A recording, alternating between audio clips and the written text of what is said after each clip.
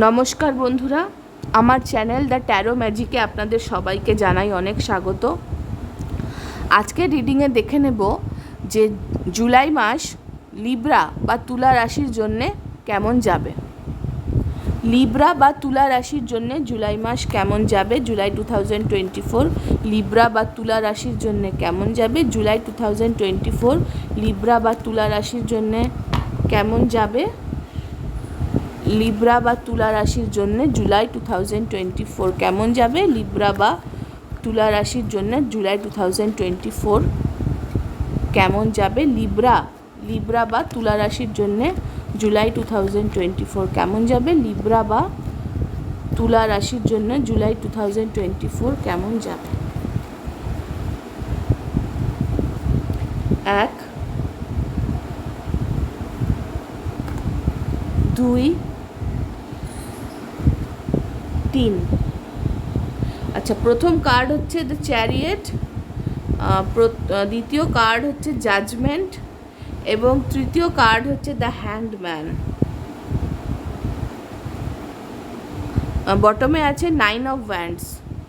তো জুলাই মাসে আপনাদের আর কি জীবনের একটা খুব ইম্পর্ট্যান্ট কোনো ইস্যু আপনাদের সামনে কিন্তু অনেক চ্যালেঞ্জেস ছুড়ে দেবে।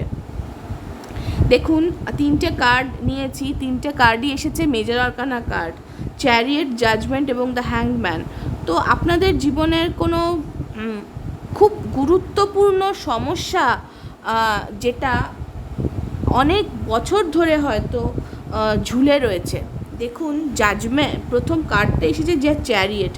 আপনি অনেক ফাইট করতে হবে আপনাকে, আমি যেটা মনে করছি আপনাকে কিন্তু অনেক লড়াই করে জীবনের পথে এগোনোর জন্য চেষ্টা করে লড়াই করে এগোতে হবে চ্যারিয়েট। তবে চ্যারিয়েট এসেছে, চ্যারিয়েট কিন্তু একটা সাফল্যের কার্ড, একটা ভিক্টরির কার্ড। তো চ্যারিয়েট এসেছে মানে আপনি যে লড়াইটা করছেন সেই লড়াইয়ে কিন্তু আপনার জিতটা নিশ্চিত। তবে কি না এই লড়াইয়ের জিতটা কিন্তু পেতে আপনাকে সময়ে লাগবে, আপনার কিন্তু সময় লাগবে, আপনাকে ধৈর্য হারালে চলবে না, ধৈর্যটা আপনাকে ধরে রাখতে লাগবে। কেননা থার্ড কার্ডটা এসেছে দ্য হ্যাংড ম্যান, থার্ড কার্ডটা এসছে দ্য হ্যাংড ম্যান। এই যে যাই হোক, দ্বিতীয় কার্ডটা হচ্ছে জাজমেন্ট। তো আমার যেটা মনে হচ্ছে যে আপনার মনোজগতে একটা পরিবর্তন আসবে এই জুলাই মাসে। আপনি যেভাবে ভাবছিলেন, যেভাবে জিনিসগুলোকে দেখছিলেন, সেইভাবে হয়তো আপনার কোনো লাভ হচ্ছিল না। সেই দৃষ্টিভঙ্গি থেকে জিনিসগুলো আপনার জীবনের খুব বড় বড় যে মেজর ইভেন্টসগুলো, যে মেজর ইস্যুসগুলো, যে ঘটনা ঘটেও ঘটছে না, কিংবা কিছু ঘটনা আগে ঘটেছিল কিন্তু তারপরে ব্যাপারটা আর এগোয়নি, চাপা পড়ে গেছে। জাজমেন্ট একটা রিকনসাইলেশন আমি বলবো না, একটা রেজারাকশনের কার্ড বা আবার নতুন করে কোনো জিনিস শুরু হওয়ার কার্ড। তো এটা আমার মনে হচ্ছে যে আপনার অনেক লড়াই ঝামেলা আর কি ফাইট গেছে, তারপরেও জিনিসগুলো মাঝপথে বন্ধ হয়ে গিয়েছিল। সেটা আপনার কেরিয়ারের দিক থেকে হতে পারে, জীবনের পারিবারিক ক্ষেত্র থেকে হতে পারে, বন্ধুবান্ধবদের থেকে হতে পারে, আপনার প্রেমের দিক থেকে হতে পারে, আপনার বিবাহিত জীবনে হতে পারে, সমস্ত জায়গা থেকেই আমি ব্যাপারটাকে দেখছি। তো সেখানে জিনিসগুলো প্রথম কথা চাপা পড়ে গিয়েছিল এবং সেই ইস্যু বা কোনো মানুষদের সাথে সম্পর্কের ক্ষেত্রেও এটা হতে পারে।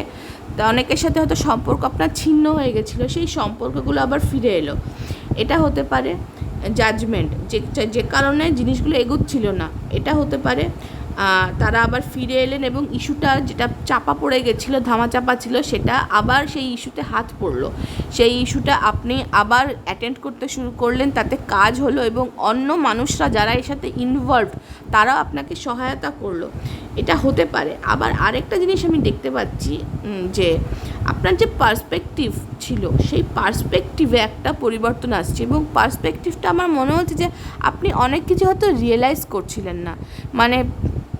আপনি এমন কিছু আপনার মানসিক বাধা আছে বা আপনি সেটা বুঝেও বুঝছেন না, বা আপনি হয়তো বুঝতে পারছেন না, যেটা আপনার অনুভবে আসছে না, সেই রকম কিছু ব্যাপার আছে বলে আমি মনে করছি। এবং এই রিয়েলাইজেশনটা খুব দরকার।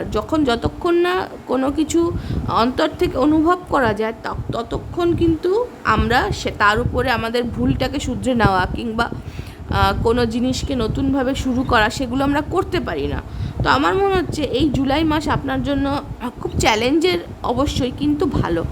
আপনার এই যে পার্সপেক্টিভের পরিবর্তন, সেটা আসা খুব দরকার। পার্সপেক্টিভের পরিবর্তন না এলে কিন্তু আপনি আপনার জীবনের এই যে কঠিন যে পরিস্থিতি, সেই পরিস্থিতি থেকে জিতে বেরোতে পারবেন না। এবং সেটার জন্যে আপনি কিন্তু এই জুলাই মাসে কিছু হয়তো স্লো মুভমেন্ট হবে, মুভমেন্টগুলো যে খুব ফাস্ট হবে আমি বলছি না, স্লো মুভমেন্ট হবে, কিন্তু স্লো মুভমেন্টটা কিন্তু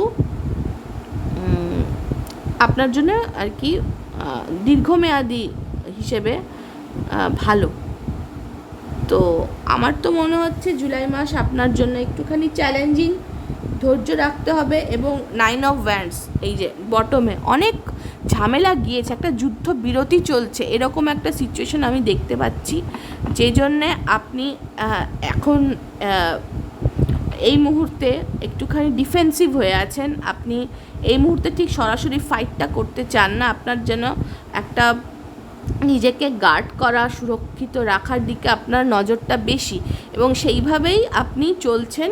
এবং ধীরে ধীরে আপনার কিন্তু সমস্যাটা সমাধানের দিকে এগোবে।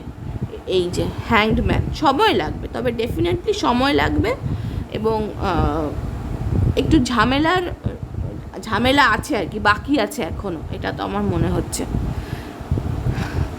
যদি আমার রিডিংটি ভালো লাগে তাহলে অবশ্যই লাইক করবেন, কমেন্ট করবেন, শেয়ার করবেন, আর আমার চ্যানেলটিকে সাবস্ক্রাইব করে বেল বাটনটি প্রেস করে আমার পাশে থাকতে একদমই ভুলবেন না।